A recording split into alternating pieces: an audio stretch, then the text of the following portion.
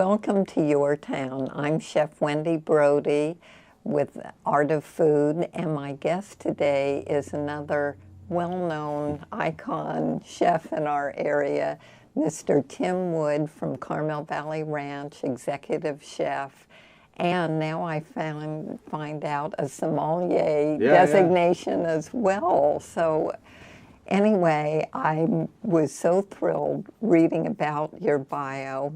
Welcome.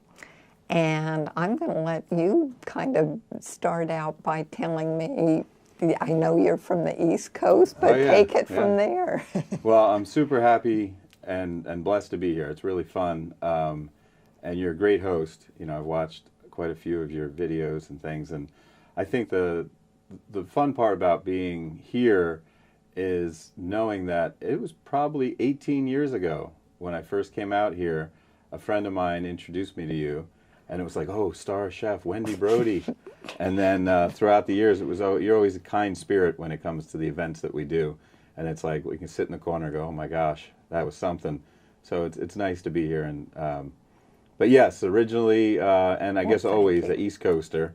And it's you know, helped me in many ways and got me in some trouble. When you're a fiery New Yorker coming from the East Coast to beautiful Carmel Valley, it takes a little transitioning. Well, I mean, you seem to have a very normal accent. Did you have to change that at all or not? Well, I do many voices, but you do. The little nook I'm from is the Catskills up near Woodstock, New York, and the Hudson Valley, yeah. I mean, so was foie gras one of your? It was actually funny. I had lived there. I came out here in my early or mid 20s after working in Manhattan, after going to the Culinary Institute, serving Hudson Valley foie gras, and it took a friend that flew out here, and I introduced him to it here. And when I went back east, he picked me up at the airport and said, "Hey, we're going to go to the farm." I said, "What?" And we ended up going to the Hudson Valley, you know, farm, meant Isiani and Gunor, and yeah, it was really interesting. So, yeah, big fan for sure. Yes. Oh gosh, you know, it's the controversy around that is just so it's tough. And I've learned to, as I get older, listen everybody's opinion.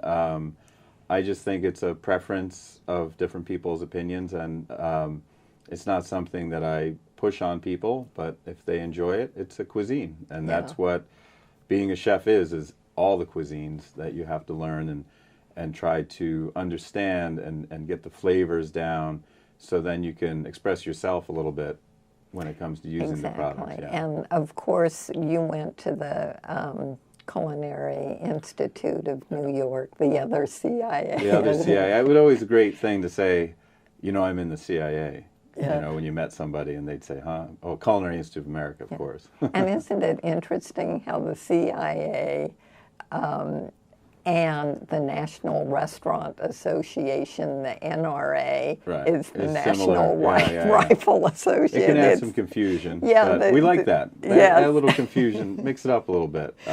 Exactly. That's what's always kind of worked for my career. And it's every day is a new day. It's always fun to see what's, you know, I've been gifted with looking at a product and going, ooh, so that looks fun. Let's do this. Let's roast it. Let's grill it. And where I grew up, that's what it was about, was you didn't eat tomatoes in the winter. And I always thought, a lot of people have heard this story, but my father was, you know, frugal, but you wouldn't want to eat them if they don't taste good and they're expensive. So growing up in that area, asparagus was huge. Corn was something we all waited for.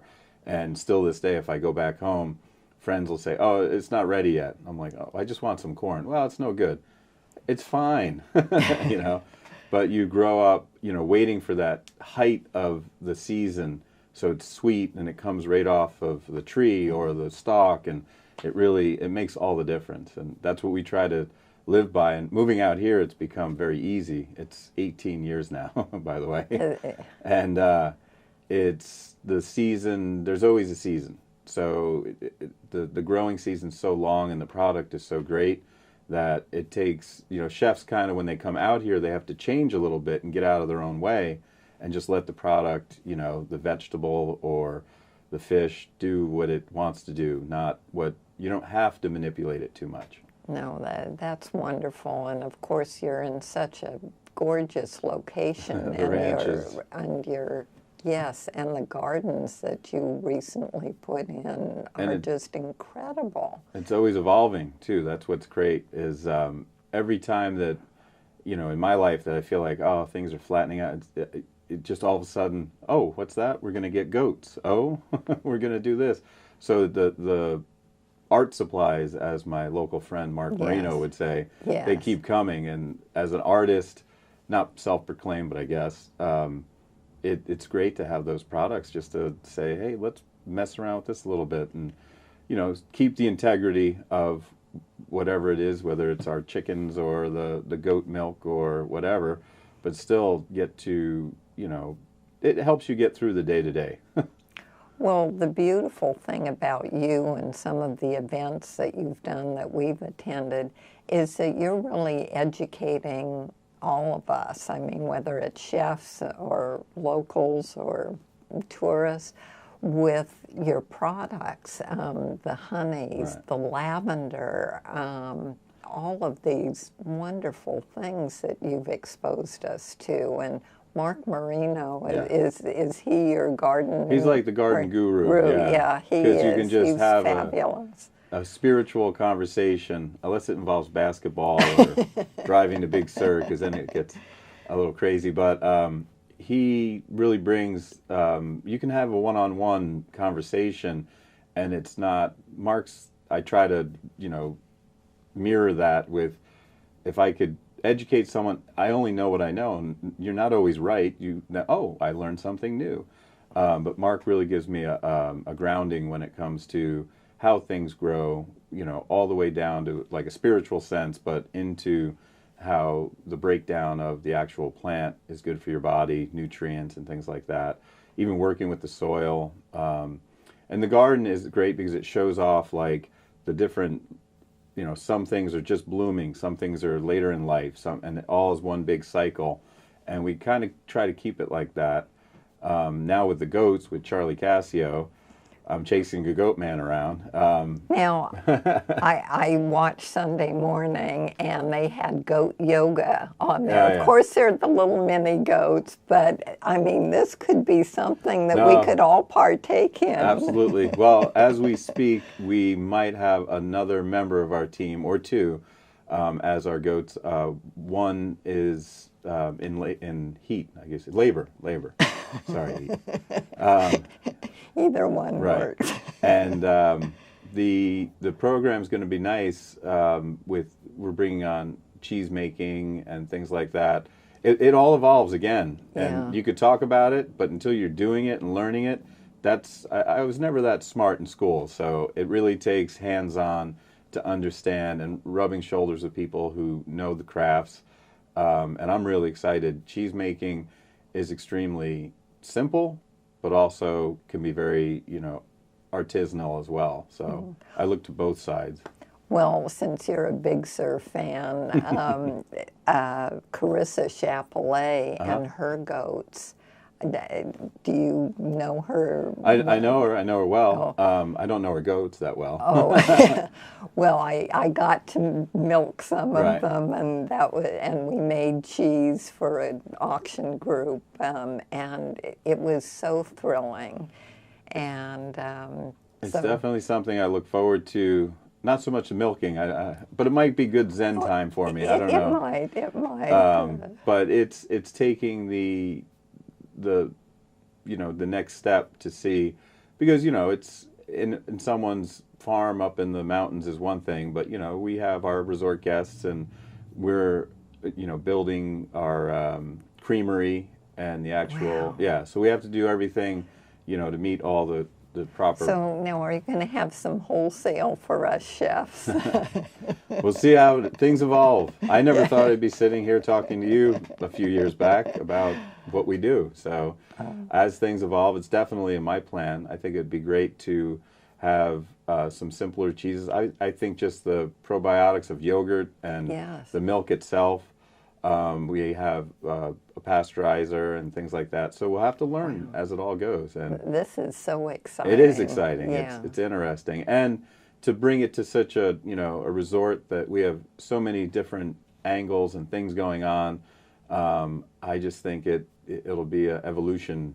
We'll see how fast or slow it goes. So far, the goats are there, and that's most of it. They're eating a lot of our vegetables, so now we learn that they don't like this, they do like that.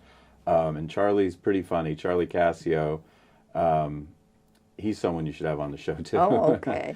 He's a local legend, and I never knew, when I was at the CIA, that I'd be managing a goat man, a goat herder. Now, just out of curiosity, when you were at the CIA, was that global cuisine, or was it still pretty much the Escoffier French classic method? It had made the change. So when I was in high school, I had a couple older friends who had gone maybe when I was a freshman, so 4 years, 5 years before that. And it was starting to make the change then. I'd say probably 80, 88, 89 really started to go into a different direction, where chefs were recognized more, and where it was a vocational school a few years before. And again, this is just my opinion, but it turned into, over the next few years, into a very professional, definitely international, which is what I loved. It's one of my favorite terms when it comes to food, is to be able to see the different dishes from around the world. I had a lot of opportunity to cook in different countries, and it's great to see the simplicity, or the same product, whether it's a rabbit or peppers or whatever, and then brought into a new direction because of the cuisine of the area. So it's... and the Culinary Institute now is just amazing. It's like Harvard. Oh, I know, on the West Coast. Up in Napa. Yeah, I've been there a couple times, more for events than class, but it was very impressive. We've had fun up there a few times. Napa's just fun. It is. It is In general. a great wine place. I'm glad there wasn't too much fire destruction. Right. We were just up at Long Meadow Ranch up north, and it was in Napa, and it was amazing to see, where they're at compared to Southern, compared to Santa Rosa. It was a lot of devastation, and I grew up, my father was a forest ranger, so in the Catskills, so we knew where the best rhubarb was, the wild, different trees that had been left for a long time, apple trees and things like that. But we did learn, how the devastation of fire, but then the rebirth of now morel mushrooms on the West Coast and things. Oh, so. wow.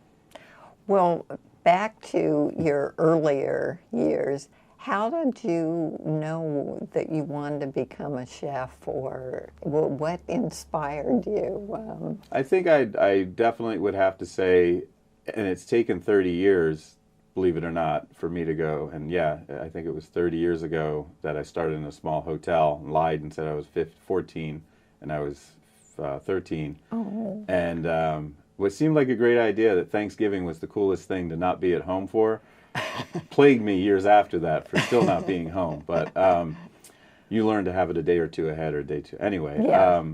That's our world. Right. What really got me going was now that I realize it years later, is your palate. People have different palates depending on, some it's more visual. I mean, I know you're very talented with your visual salads and things like that, your presentations. Some it's deep palate, which I'm not quite there. Chefs I've worked for that have very intricate palates. And then what I'm deeming as mine was my love of certain flavors and how they made you feel. And that was from my mother's cooking. And a lot of chefs say that, and I guess it's true. You're trained literally from when you're a little person to, my mother and I still talk on the phone daily, and it's usually about what are you having? What are you having? She's still in the Catskills on the East Coast. That's and wonderful. I'm here. Yeah. That's fabulous. And even on the way here, she said, "What do you mean all you had was that? You need to have something before you." I'm like, "Mom, I'm fine." So it's definitely a palate based on lucky enough to have those seasons to taste things that really are ripe. So people, I have friends who don't like tomatoes, and then they'll try a tomato and be like, "Oh, that's not a tomato." I'm like, "You've never had a ripe tomato. That's the problem." Like right off of a vine. So that was really, as a young person, I think it was just embedded. And as a normal kid, boy, I like to get in trouble and stuff along the way. I still got the bad boy image sometimes, but it was definitely something I was doing.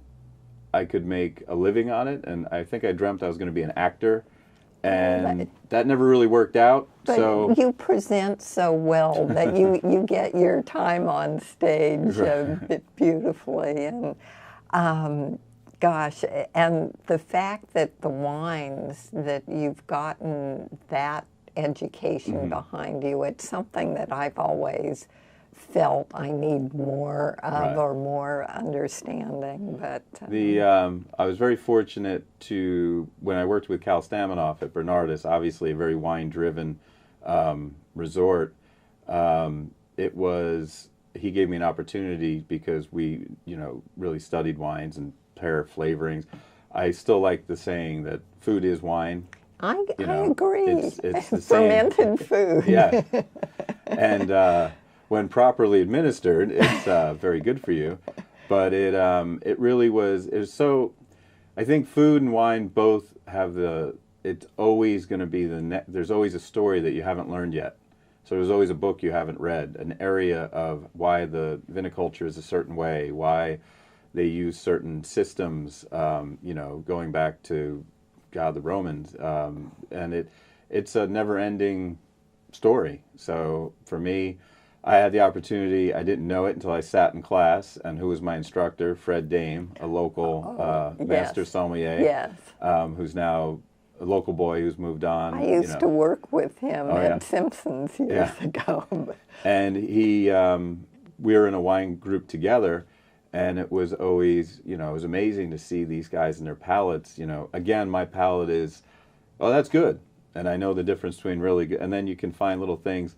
But there's some palates out there that, I'm getting the light, feathery mint. I'm like, oh boy, I just know it's a quality wine. So this taught me more about the different levels of the stories and what people do to produce really nice wine. Well, we've only gotten down 2 paragraphs as part of your life. I hope you'll come back. I'll have to come back. You have to come back and bring you some more fun.